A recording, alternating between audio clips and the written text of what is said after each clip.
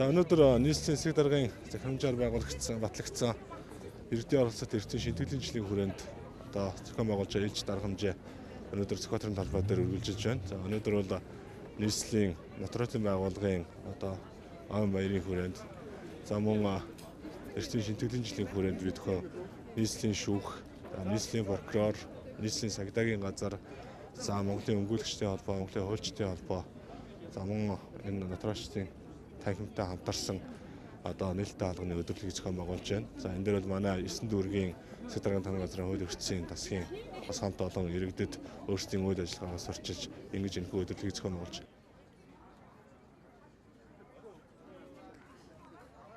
За энэ арга хэмжээгээр бид бүхэн нотариат болон иргэний эрх зүйтэй холбоотой зөвлөгөө мэдээллийг үнд төргөө өгөхөөс гадна нотариаттай холбоотой гэрчлэлтэй холбоотой асуудал дээр бол тодорхой хэмжээний хөнгөлөлтөөр үйлчлэгээ үзүүлэхээр бэлэн болсон байна. За мөн нотариаттай холбоотой санал хүсэлтийг нээлттэйгээр хүлээж авна.